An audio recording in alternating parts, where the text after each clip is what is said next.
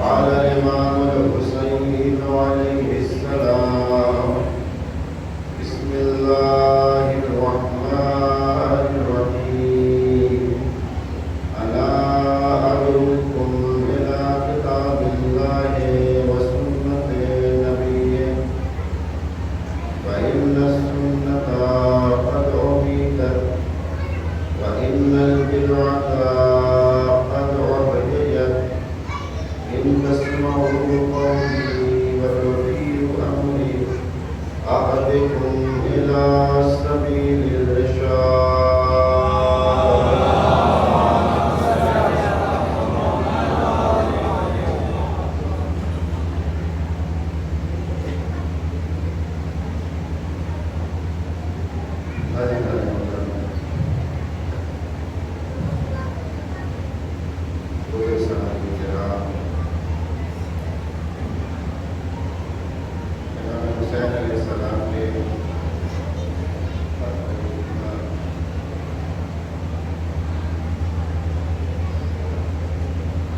تلاوت کا شرف میں نے حاصل کیا، اس میں مولا اہل بصرہ کو اس بات کی طرف متوجہ کرتے ہیں کہ انا ادعوکم الی کتاب اللہ وسنۃ نبیہ، میں تمہیں اللہ کی کتاب نبی کی طرف بلا رہا ہوں۔ وَإِنَّ السُّنَّةَ قَدْ عُبِدَتْ، اس لیے کہ سنت کو مار دیا گیا ہے۔ وَإِنَّ الْبِدْعَةَ قَدْ عُبِدَتْ، اور بدعت کو زندہ کیا گیا ہے۔ إِن تَسْمَعُوا قَوْلِي، اگر تم میری بات سنو گے اور میرے حکم پر عمل کرو گے تو اہدکم الی سبیل الرشاد، تو میں تمہیں صحیح اور کامیاب راستے کی ہدایت کر دوں گا۔ مسلسل امام کے اس جملے کے ذکر میں آپ کے سامنے کچھ باتیں بیان ہوئی اور آج اس سلسلے کو آگے بڑھاتے ہوئے کچھ معروضات آپ بزرگان کی خدمت میں بیان کرنا ہے۔ صرف ربط کے لیے کل میں نے جہاں پہ بات چھوڑی تھی اسے مکمل کرتے ہوئے میں آپ کے سامنے یہ بیان کروں گا کہ وہ سنت کیا ہے جسے بدعت میں تبدیل کیا گیا ہے۔ لیکن کل کی بات اسے تھوڑی دیر میں مکمل کر دوں۔ کل یہ تذکرہ ہوا کہ کربلا قتل گاہ بھی ہے، درس گاہ بھی، اور کربلا وہ جگہ ہے جس نے فطرت کے تقاضوں کو تبدیل کر دیا۔ یہ بات علماء اخلاق نے فطرت کے 6 مراحل بیان کیے تھے۔ جب بچہ 2 اور 3 سال کا ہو تو فطرت یہ کہتی ہے اسے ماں کے پاس ہونا چاہیے،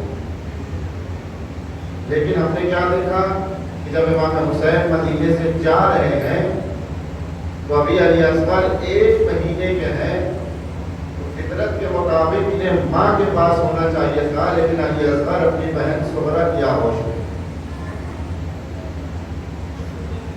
کیوں؟ اس لیے کہ اصغر جانتے ہیں سب چلے جائیں گے، بہن اکیلی رہ جائیں گی۔ دوسرا مرحلہ 4 سے 11 سال، جہاں فطرت کا تقاضا یہ ہے کہ بچوں کو خطروں سے کھیلنے کا شوق ہوتا ہے۔ یہ ماں باپ سے پوچھتے نہیں، جہاں خطرہ ہوا، جہاں لڑائی جھگڑا شروع ہوا، فوراً چلے جائیں گے دیکھنے کے لیے کہ کیا ہو رہا ہے۔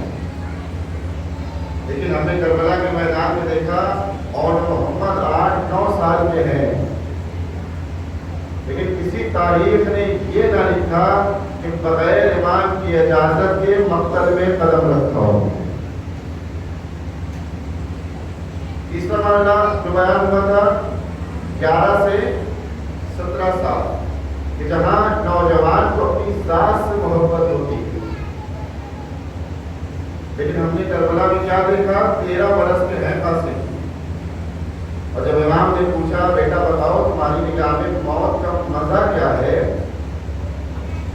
تو قاسم کہتے ہیں چچا جان احلا من العسل، ہماری نگاہ میں موت شہد سے زیادہ شیرین ہے، اور یہ واقع کمال ہے اہل بیت کے گھرانے کا۔ ایک بھائی نے موت کا مزہ بتایا اور دوسرے بھائی نے آغوش امامت میں اس مزے کو دکھا کے بتایا کہ جب مٹھاس منہ کے اندر جائے تو ہونٹوں پہ خوشی آتی ہے، کڑواہٹ نہیں آتی۔ یہ 3 مرحلے کلام کے سامنے بیان ہوئے، جلدی جلدی تھوڑا سا میں اس کو بیان کر دوں پھر آپ اس کی طرف۔ چوتھا مرحلہ 18 سے 28، اس مرحلے میں جب جوان قدم رکھتا ہے تو پھر اس کے دل کے اندر بہت سی محبتوں کا سیلاب آتا ہے۔ جوان مجھ سے بہتر یہ ساری چیزیں جانتے ہیں، اس کے اندر محبتوں کا سیلاب بڑھنے لگتا ہے، لیکن یہ محبت اسی وقت پاکیزہ ہے جب شرافت کے دائرے سے باہر نہ جائے۔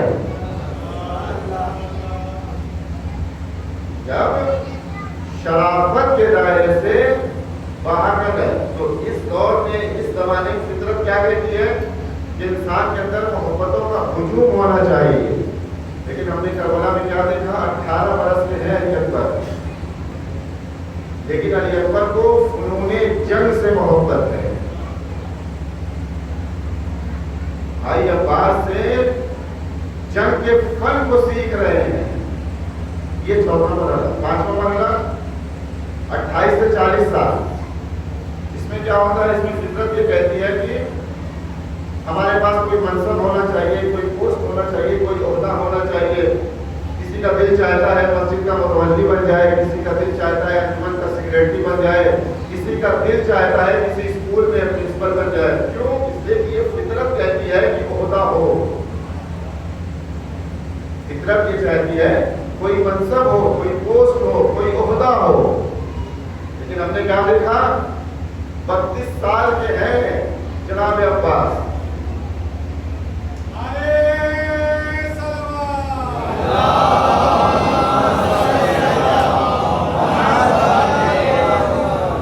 32 سال کے ہیں، لیکن مولا سے یہ نہیں کہا کہ مجھے یہ منصب دے دیں، یہ پوسٹ دے دیں، یہ عہدہ دے دیں، بس ایک جملہ کہا مولا مجھے نہ منصب چاہیے، نہ پوسٹ چاہیے، نہ عہدہ چاہیے، میں صرف آپ کی غلامی کرنا چاہتا ہوں، صرف آپ کی غلامی کرنا چاہتا ہوں اور کچھ نہیں۔ آخری مرحلہ 40 کے بعد اب جو 55 سال 60 جتنے بھی انسان زندہ رہ جائے، اس میں فطرت کیا کہتی ہے کہ انسان کو ایک سپورٹ چاہیے، ایک سہارا۔ باپ سیڑھیوں سے اتر رہا ہے تو اس کا دل یہ چاہتا ہے، اس کی فطرت یہ کہتی ہے کہ بیٹا بڑھ کے ہاتھ پکڑ کے سہارا دے دے۔ باپ اگر سیڑھیوں سے اتر رہا ہے، تنہائی میں اگر بیٹھا ہوا ہے تو فطرت یہ کہتی ہے کوئی سہارا ہو، کوئی سپورٹ ہو کہ اگر وہ اکیلے بیٹھا ہے تو بیٹا پاس آ کے بیٹھے، بابا جان بتائیے کیا حال ہے۔ یہ ہے فطرت کا تقاضا۔ لیکن جب کربلا نے اس فطرت پر غلاف چڑھایا ہے تربیت کا، تو فطرت کے تقاضے بدل گئے۔ کربلا میں 57 برس کے ہیں امام حسین، 57 برس کے کربلا میں ہے امام۔ فطرت کیا کہتی ہے؟ کوئی سہارا ہونا چاہیے، کوئی سپورٹ ہونا چاہیے۔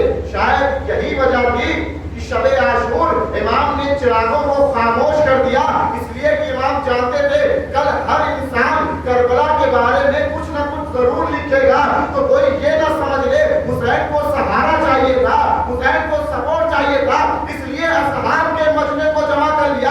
چراغوں کو خاموش کر کے بتایا وہ اور ہیں جنہیں سہارا چاہیے. حسین ابن علی کو کسی کا سہارا نہیں چاہیے.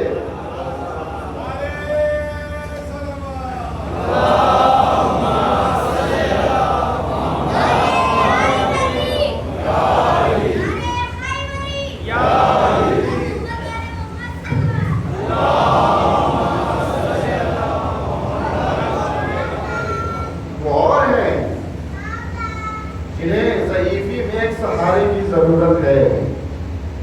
حسین ابن علی کو کسی کی ضرورت نہیں, انہیں سہارا نہیں چاہیے. پھر مولا یہ اصحاب کیوں؟ یہ اس لیے ہے کہ میں انہیں جنت کے اس مقام پر پہنچانا چاہتا ہوں تاکہ تاریخ یاد رکھے حسین نے کربلا میں اپنے اصحاب کے کردار کو دبنے نہیں دیا. دنیا یاد رکھے کیوں جا رہے ہیں وہاں. سنت مان دی گئی, بدعت کو زندہ کیا گیا. کیا ہے سنت؟ دو کردار ہیں ہمارے سامنے, ایک رسول کا کردار, ایک بنی امیہ کا کردار. رسول نے دین اسلام میں وہ ساری چیزیں رکھی جو انسان کے لیے ضروری ہیں. کیسے؟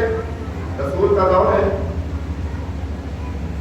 رسول نے کیا کہا؟ سب سے پہلی چیز جو رسول نے اعلان کی کہ دین مبین اسلام میں کسی کا کوئی امتیاز نہیں ہے. اگر آپ سنت پیغمبر کو سمجھ گئے تب آپ کو اندازہ ہوگا بدعتیں کیا ہیں.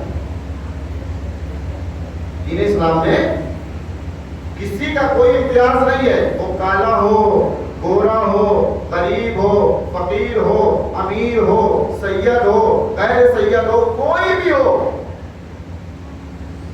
دین اسلام میں سب برابر ہیں.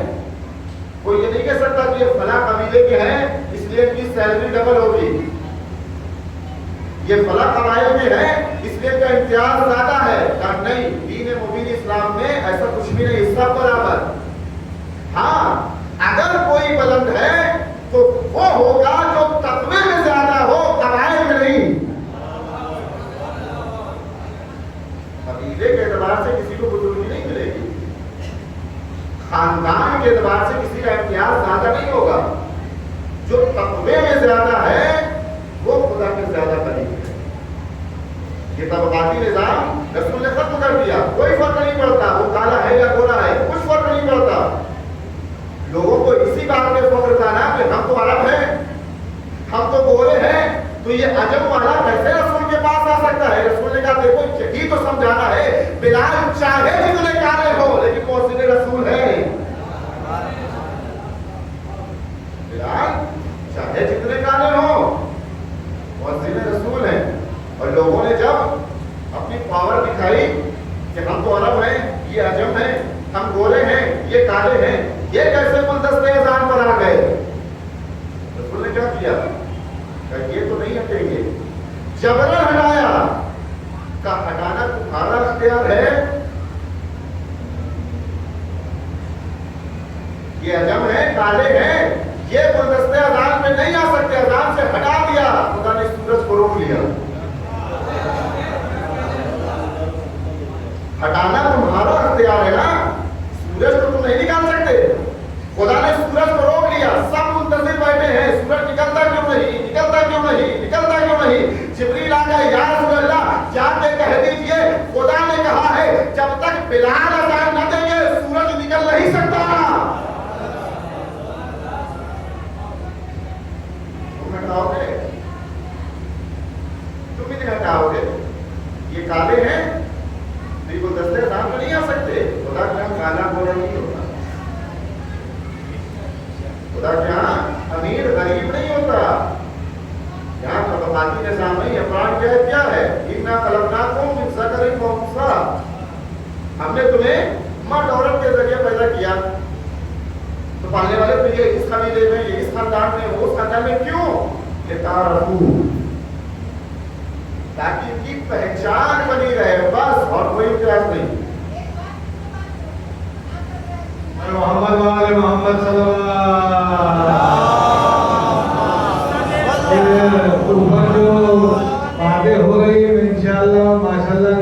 آ رہی ہیں آوازیں. میں بھی آپ لوگ سے گزارش کیا تھا کہ مجلس کے دوران نظر نہ بانٹیے گا.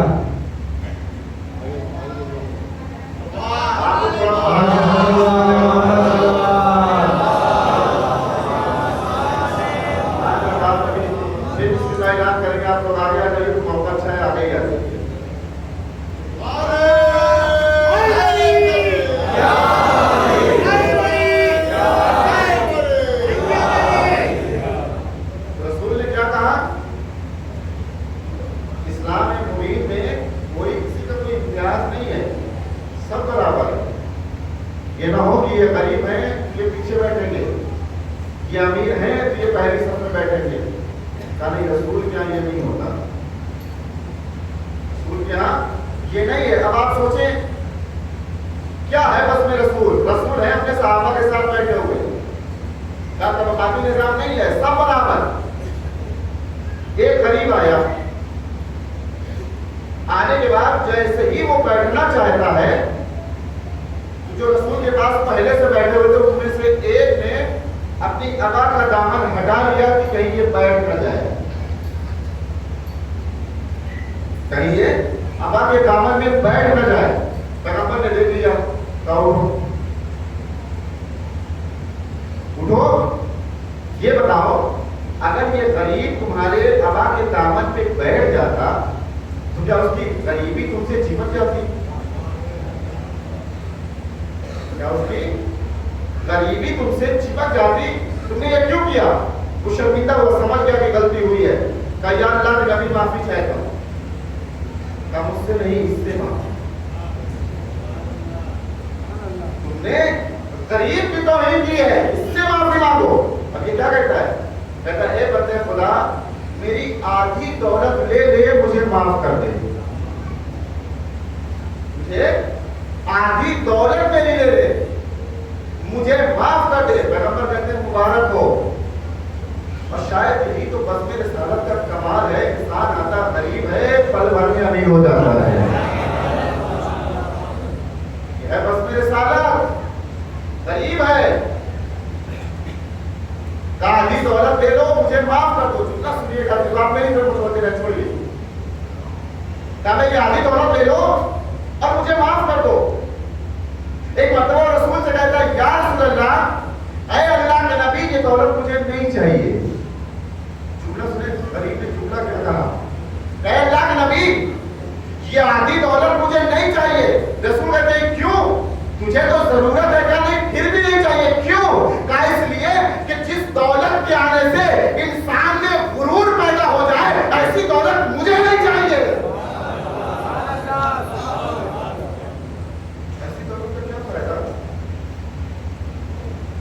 آنے کے بعد انسان کے اندر غرور پیدا ہو جائے، گھمنڈ پیدا ہو جائے.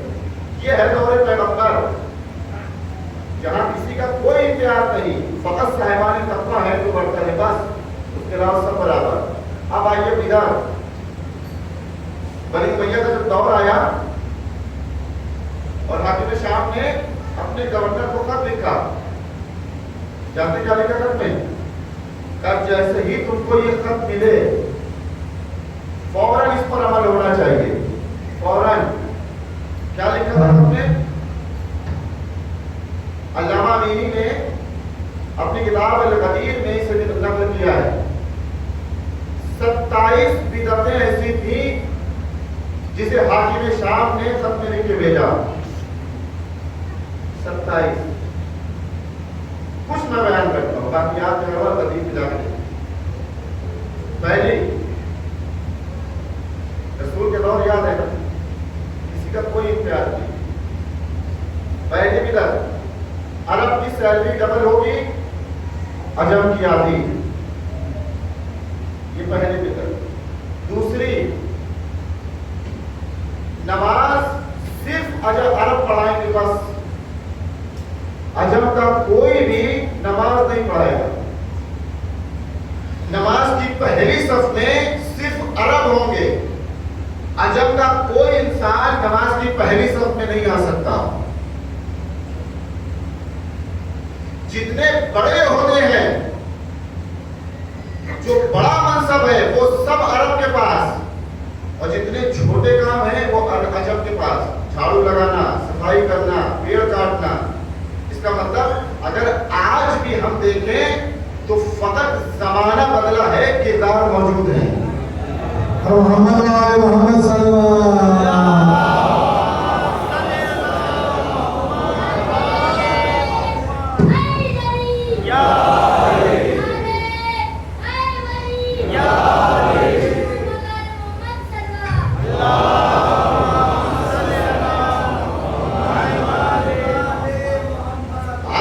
دور میں اگر دیکھیں تو طبقاتی نظام ہے یا نہیں؟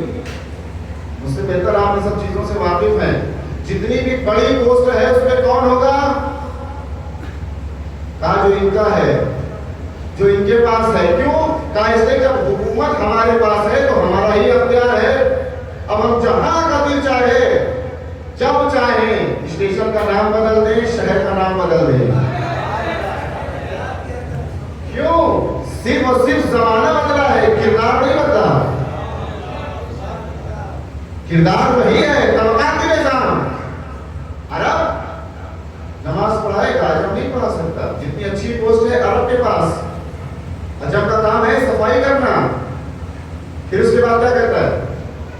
کوئی بھی عجم کا رہنے والا وہ عرب لڑکی سے شادی نہیں کر سکتا۔ یہ نہیں ملا ہے، چاہے تم سفر میں ہو، چاہے تم حضر میں ہو، کہیں بھی ہو، نماز قصر نہیں پوری پڑھنا ہے۔ یہ فتویٰ امیر شام کا ہے، نماز پوری قصر نہیں ہوگی۔ سونے چاندی کے برتن میں کھانا کھانا جائز، یہ بدعت کس نے ایجاد کی؟ امیر شام نے۔ اب آپ سوچیں، کیا رسول کا دور ہے اور کیا بنی امیہ کا دور ہے؟ سنت ماری گئی، بدعت کو زندہ کیا گیا، اور ایک بدعت اور ایجاد ہوئی۔ کیا؟ جہاں بھی اہل بیت کے چاہنے والے ہیں انہیں قتل کر دو، انہیں ڈھونڈ ڈھونڈ کے مارو۔ اسی لیے جب امیر شام امام حسین علیہ السلام سے کہتا ہے کہ آپ کو پتا ہے ہم نے حجر کو مار دیا، ہم نے حجر کو قتل کر دیا، قتل بھی کیا، غسل بھی دیا، کفن بھی دیا، دفن بھی کیا۔ لیکن امام جملہ کیا کہتے ہیں؟ کہا آپ کو پتا ہے حجر کو کس نے مارا؟ کہا میں نے مارا، قتل کیا، غسل دیا، کفن بھی لایا۔ لیکن امام حسین کہتے تھے اگر یہی کام میں نے کیا ہوتا، اگر تجھے قتل کرتا یا تیرے چاہنے والے کو قتل کرتا تو نہ غسل دیتا نہ کفن دیتا۔ اگر یہی کام میں نے کیا ہوتا تو نہ غسل دیتا نہ کفن دیتا۔ کیوں؟ کہتا ہے کیوں؟ ایسا کیوں؟ کہا اس لیے تو نے کفن اس لیے دیا، تو حجر کو مسلمان سمجھتا تھا، میں تجھے مسلمان ہی نہیں سمجھتا۔ محمد آل محمد صلی اللہ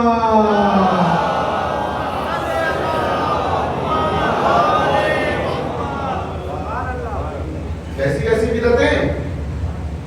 ایک رسول کا دور، ایک بنی امیہ کا دور، سنتوں کو مار دیا گیا، بدعتوں کو زندہ کیا گیا۔ اب امام حسین کے پاس دو راستے، توجہ، یا تو سنت کو پھر زندہ کر دیں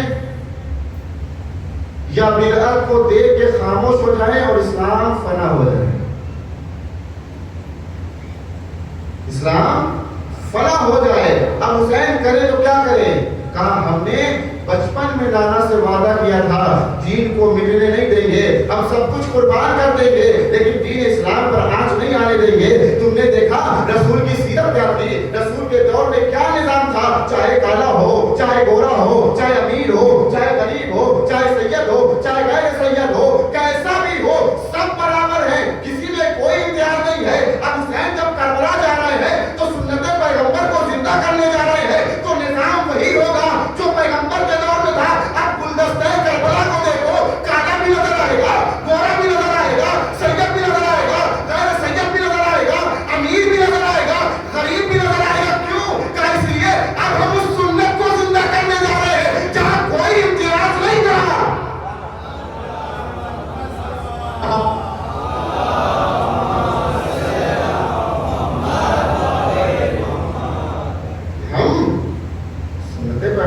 زندہ کرنے جا رہے ہیں. پیغمبر کے دور میں کوئی امتیاز نہیں، کربلا میں بھی کوئی امتیاز نہیں، چاہے کھلا ہو، چاہے عثمانی ہو، چاہے عیسائی ہو، چاہے سید ہو، چاہے غیر سید ہو، کوئی بھی ہو. جب گلدستے کربلا میں آ گئے تو اب کوئی کچھ رہا ہو، سب حسینی ہے. گلدستے کربلا اگر تیار ہو گئی، یہ نہ دیکھو زہیر کون ہے، یہ نہ دیکھو بہر کون ہے، یہ نہ دیکھو جون کون ہے، کیوں؟ سب حسینی ہے. ایک زانو پہ اگر عباس کا سر ہوگا تو دوسرے پہ جون کا سر ہوگا. یہی تو تمہیں سمجھانا چاہتے ہیں. وہ اور لوگ ہیں جو غلاموں کو الگ رکھتے ہیں، آقا کو الگ رکھتے ہیں. ہم نے کربلا سنت پیغمبر کو بچانے کے لیے تعمیر کیا ہے. اگر ایک زانو پہ عباس ہوں گے تو دوسرے پہ جون ہوں گے. یہ ہے کربلا، یہ ہے کربلا. 27 بدعتیں ہیں. علامہ امینی نے بہت تفصیل سے بیان کیا، لطیف کو دیکھیے. پھر وہ آگے لکھتے ہیں کہ جب ابو سفیان دونوں آنکھ سے اندھا ہو گیا، نہیں دکھائی دیتا، اس نے ایک کمرے میں بنی امیہ کے لوگوں کو بلایا، کیا ہے کربلا، اور بلانے کے بعد کہتا ہے دیکھو یہاں سب اپنے ہیں، دکھ تو رہا نہیں، کہا سب اپنے ہیں، کہاں سب اپنے، کہیے کیا کہنا ہے. کہتا ہے دیکھو جملہ سنیے، کہتا ہے دیکھو یہ حکومت اب ہمارے پاس یعنی بنی امیہ کے پاس 1000 سال رہے گی. کیا ہے کربلا؟ یہ حکومت اب ہمارے پاس 1000 سال رہے گی. جیسے چاہے گیم کے طریقے سے نچاؤ. نہ جنت ہے، نہ جہنم ہے، نہ قرآن ہے، نہ وحی ہے، کچھ نہیں ہے. سب بنی ہاشم کا کھیل ہے. جو کچھ ہے یہی دنیا ہے. کیا کہا؟ 1000 سال تک یہ حکومت ہمارے پاس رہے گی. لیکن کمال ذات حسین ابن علی پہچانیے، 100 سال کے اندر ایسا کردار پیش کر دیا کہ بنی امیہ صفحہ تاریخ سے مٹ گئے. کوئی کا نام لینے والا نہیں ہے، کوئی کو پوچھنے والا نہیں ہے. کیوں؟ اس لیے کہ وہ محمد کے نام کو مٹانا چاہتے تھے. یہ محمد کے کردار کو مٹانا چاہتے تھے. کیا کہتا ہے معاویہ امریاض سے؟ جیسے ہی اذان ہوئی، کس سن رہے ہو؟ کہاں اذان ہی تو ہے، لیکن مسجد نے کیا کہا؟ اشہد ان محمد رسول اللہ.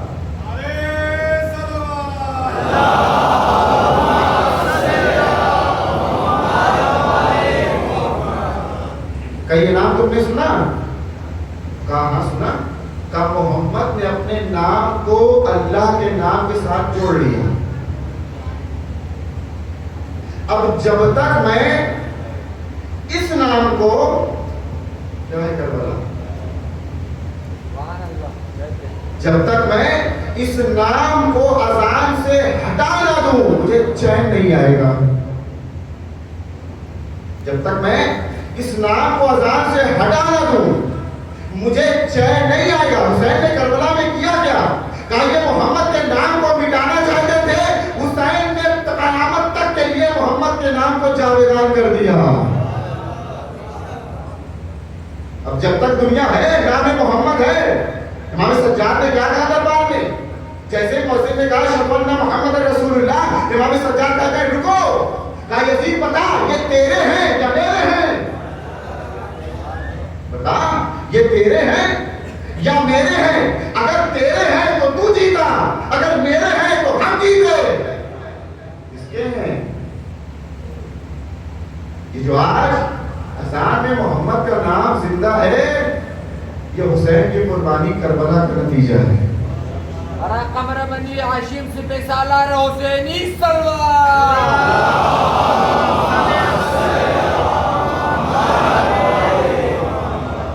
اب اذان تک بات آئی تو ایک تذکرہ اور. اکثر و بیشتر ہمارے جوان یہ بات متوجہ نہیں ہوتے. کیا جب اذان الگ الگ جگہ سے ہوتی ہے اور اہل سنت کی اذان ہوتی ہے تو کیا کہتے ہیں یہ ان کی اذان ہے. اور سنیے کہتے ہیں نا یہ ان کی اذان. کیوں؟ کیا اس نے اللہ اکبر نہیں کہا؟ اس نے اللہ اکبر نہیں کہا؟ اشہد ان لا الہ الا اللہ نہیں کہا؟ اشہد ان محمد رسول اللہ نہیں کہا؟ کہا یا نہیں؟ تو جو ہماری اذان ہے وہی ان کی اذان ہے.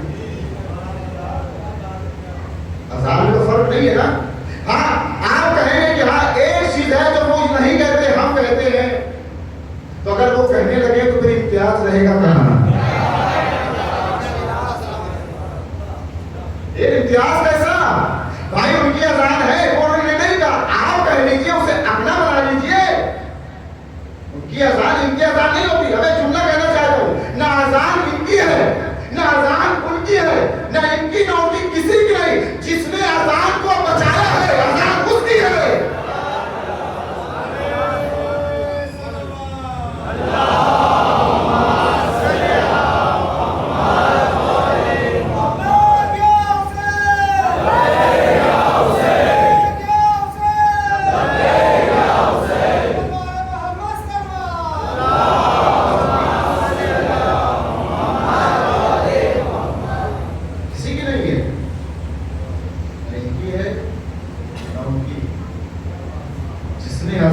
بچایا ہے اذان اس کی.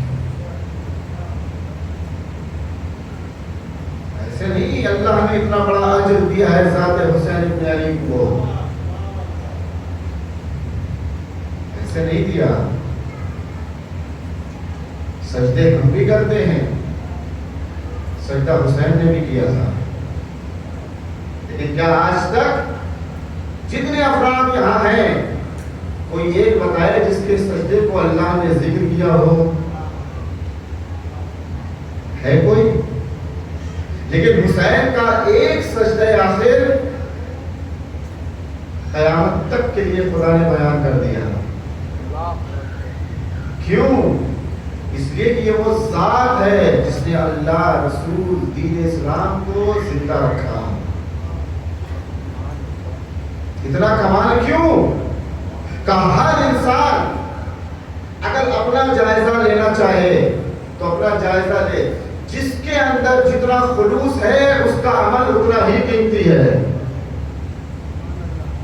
یہ حسین کا خلوص ہے, یہ حسین کا کمال ہے. آپ سوچیں, ہم کہتے ہیں ہم کیسے امام حسین سے قریب ہوں, ہم کیا کریں کہ جدھر دیکھیں فقط ذات حسین نظر آئے. یہی دعویٰ, یہی سوچ رسول کے زمانے میں ایک شخص کی تھی. رسول کے پاس آیا اور آنے کے بعد کہتا ہے مجھے آپ سے بہت محبت ہے, میں آپ کو بہت چاہتا ہوں, ہر لمحہ میرا دل چاہتا ہے کہ میں جہاں دیکھوں آپ کا وجود نظر آئے. کیا کہا؟ لیکن پیغمبر اسلام, اللہ کے نبی, میری مجبوری یہ ہے کہ میں بہت دور رہتا ہوں, روز آ نہیں سکتا. کوئی ایسا نسخہ دے دیں کہ جس کی وجہ سے مجھے ہر جگہ آپ کا وجود نظر آئے. چاہتے ہیں نا کہ حسین کا وجود نظر آئے, ہر جگہ حسین دکھیں. رسول نے کہا اچھا اتنا سخت بدلا ہے, کہا ٹھیک ہے ایک نسخہ بتاتا ہوں, آپ گھر جاؤ اور جب بھی تمہیں پیاس لگے پانی میں نمک ڈالنا اور پی لینا. پانی میں نمک ڈالنا اور پانی میں جب تک نہ سونا تب تک یہی کرتے رہنا, نمکین پانی پیتے رہنا. وہ پانی پیتا رہا پیتا رہا پیتا رہا. جب سویا کیا دیکھا؟ کبھی تالاب, کبھی جھرنا, کبھی سمندر, کبھی جھیل. کیا کہہ کے آیا تھا؟ کوئی ایسا نسخہ دے جہاں آپ کا وجود نظر آئے. سوئے تب بھی آپ، جاگے تب بھی آپ، خواب ہو تب بھی آپ. رسول نے کیا کہا؟ نمکین پانی کی پی کے سو جاؤ. کیا دیکھا؟ سمندر، جھیل، جھرنا. پھر آیا اللہ کے نبی میں آپ کے وجود کو دیکھنا چاہتا تھا. آپ نے کیا نسخہ دیا کہ خالی سمندر دکھتا ہے، جھیل دکھتا ہے؟ کہا دیکھو یہ نمک کی تاثیر ہے کہ نمک میں اتنی شدت پائی جاتی ہے کہ جب اسے کوئی کھا لے یا پی لے تو اسے فقط پیاس کا احساس ہوتا ہے. اگر تم میرے وجود کو دیکھنا چاہتے ہو، اپنے کردار میں اتنی شدت پیدا کر لو، پھر جہاں بھی دیکھو گے تمہیں محمد کا نور نظر آئے گا. اپنے کردار کو شدت پیدا کر لو، پھر دیکھو ہر جگہ دکھے گا. تو ہم حسین ابن علی کو دیکھنا چاہتے ہیں تو اپنے کردار میں وہ شدت پیدا کر لیں کہ جہاں دیکھیں حسین دکھائی دے. اور اگر آپ کو یقین نہیں ہے تو آپ دیکھ لیں بھائی محرم سے پہلے ہمیں خواب میں کیا نظر آتا ہے؟ بھائی جو دن بھر ہم اپنے دماغ میں سوچتے ہیں رات میں خواب میں وہی دکھتا ہے نا. کیا ہے حسین؟ محرم سے پہلے ہمارے خواب میں کیا آتا ہے؟ کیا جو دن بھر ہم سوچتے ہیں وہی ہم خواب میں دیکھتے ہیں، لیکن جیسے ہی محرم کا چاند نکلتا ہے ہمارے خواب بدل جاتے ہیں. ہمارے خواب بدل جاتے ہیں. اب خواب میں ہم کیا دیکھتے ہیں؟ کبھی تعزیہ دیکھ رہے ہیں، کبھی علم دیکھ رہے ہیں، کبھی زری دیکھ رہے ہیں، کبھی مجلس دیکھ رہے ہیں، کبھی نوحہ. کیوں؟ کہ جو دن بھر ذہن میں چلتا ہے رات میں وہی آتا ہے. اب ذرا سوچئے جب 2 مہینے کے لیے حسین سے اپنے کو قریب کر لیا تو ہمارا خواب بدل گیا. پوری زندگی قریب کر لو، زندگی بدل جائے گی.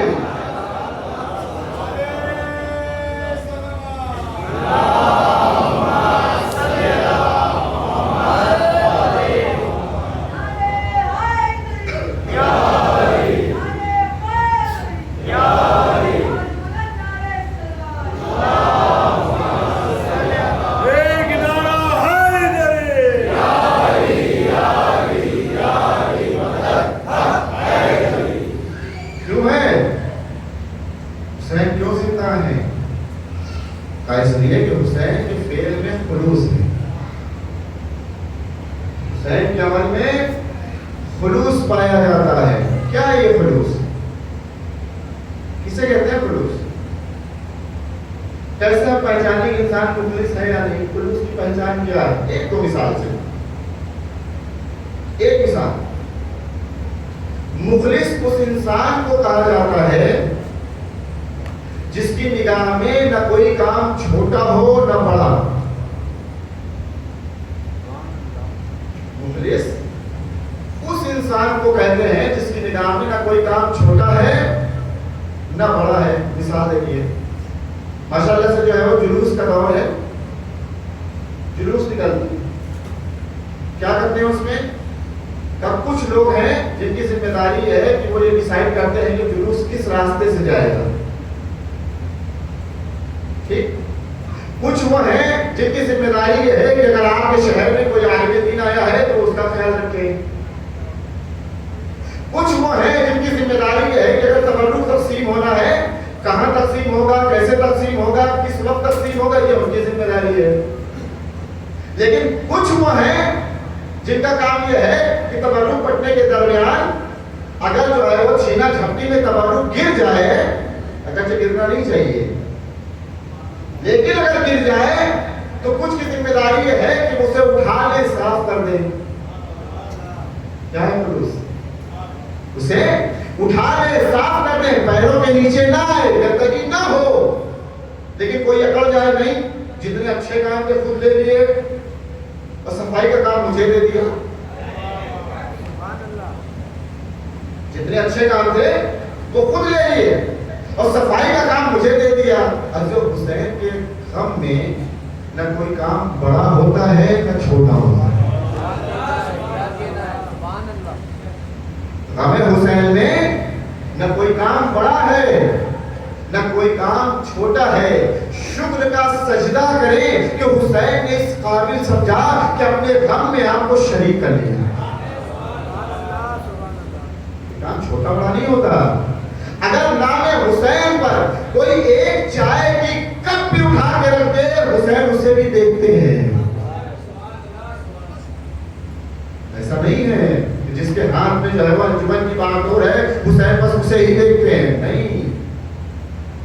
ایک عزادار کی کوئی جوتی سیدھی کر دے حسین اسے بھی دیکھتے ہیں. یہ ہے خلوص، یہ ہے مخلص کی پہچان. اور کیا پہچان؟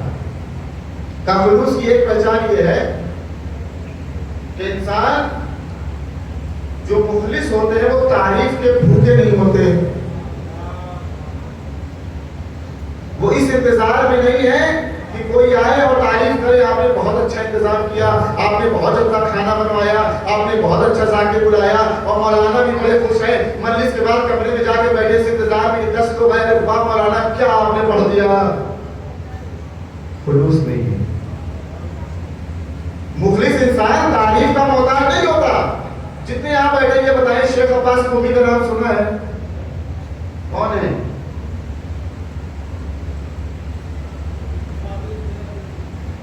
جس نے مفاتیح الجنان لکھی.